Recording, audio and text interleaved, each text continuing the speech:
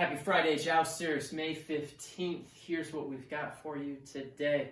Start with the at-home Joust standard warm-up. Get warm, get loose, get ready to rock and roll, and then knock out that bulletproof body weight shoulder routine. Get your shoulders right, get them active, get them mobile, and get ready to rock. After that, we've got an AMRAP 16 for you today. As many rounds as possible in 16 minutes. Here's how it's going to work. Round one, you're going to start with 2 reps of each movement. Then 4 reps of each movement, then 6, then 8, then 10, then 12, then 14, 16, so on and so forth, as far as you can make it with the 2 movements below in 16 minutes. Here's the movements.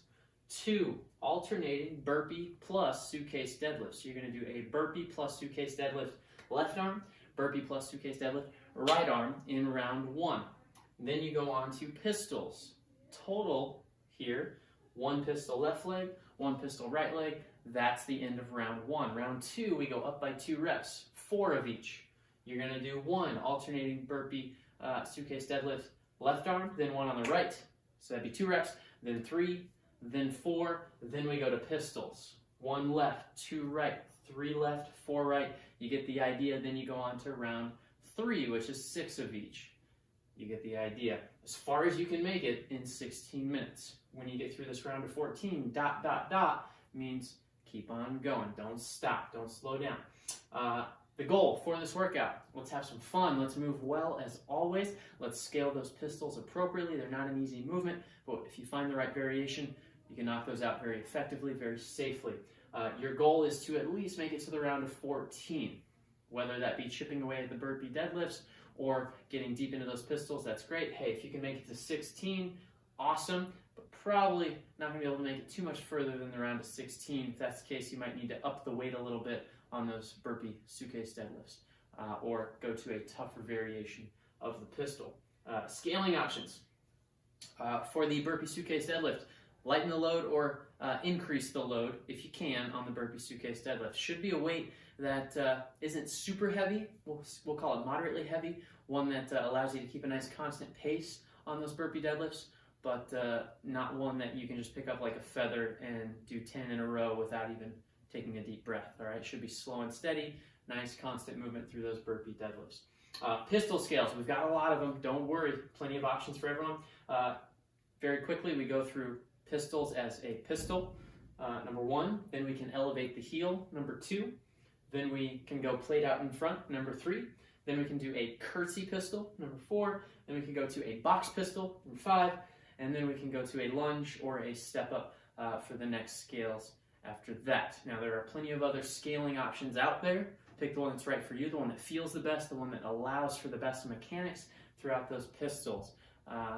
Play around with it, warm up a lot on the pistols, the single leg movements, and have fun in the workout today.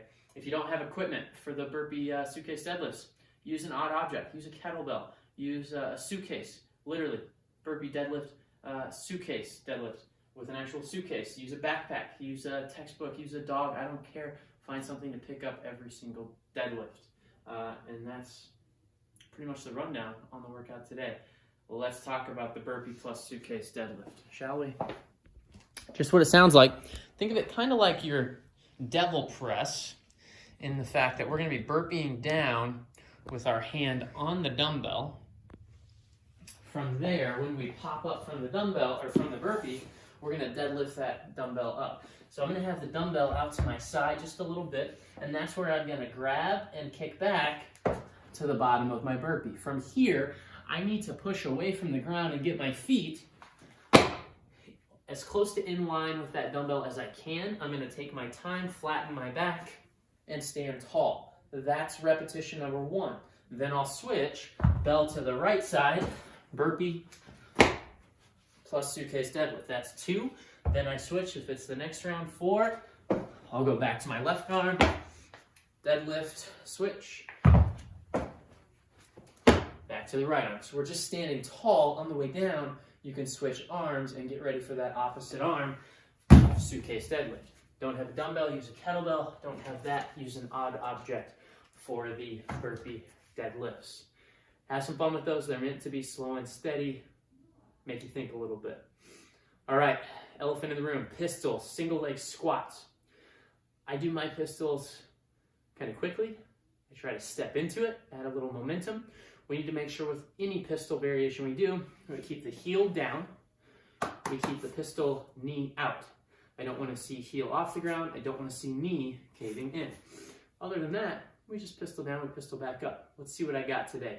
For our pistol squat, I step into it. I'm going to reach forward as I pistol down, leaning towards that straight leg, and then I stand back up. So if you notice, my pistol leg, okay, stays on the ground.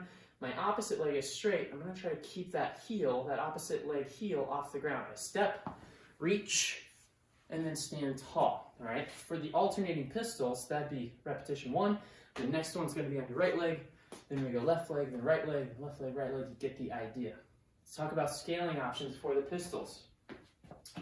We can elevate the heel just a little bit. All right. Think maybe 1 millimeter, maybe 2 millimeters. If you have a weight plate at home, works great. If you have a thin textbook, that works great as well. What I'll do here is step into it, elevate my heel all the way back on that calcaneus bone, still got the ball of my foot on the ground, and as I go into my pistol, I'm still going to try to keep my weight back a little bit into my midfoot to heel. I don't want to shift all my weight forward into my toes. So I step, pistol down, and pistol back up. If I'm alternating, that was left leg, now I go pistol right leg, and I'm off to the races. To scale a little more, we do away with the heel elevated, we can try a counterbalance, right? Arms straight out, a little weight here, 5-pound plate, a light dumbbell, a textbook, a light backpack, whatever you got, a water jug might even work well. We get the arms out straight, I step into it, pistol down, and pistol back up. It's going to help you with a little balance and allow you to really get deep into that pistol. To scale a little more, away from the plate, we can try a curtsy pistol.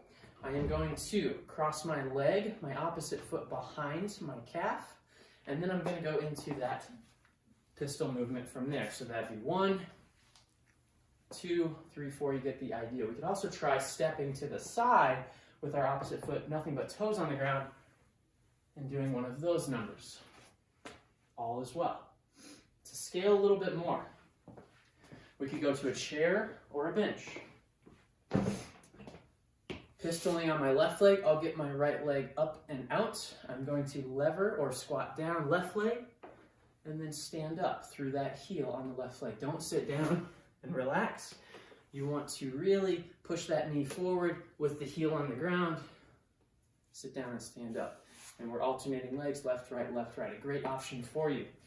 If you're not feeling up to the single leg squat variations today, we can always go to a lunge. Alternating lunges. We could go to alternating step-ups. Tons of options for you today. As always, have fun with this one, move well, and kick some butt. Happy Friday.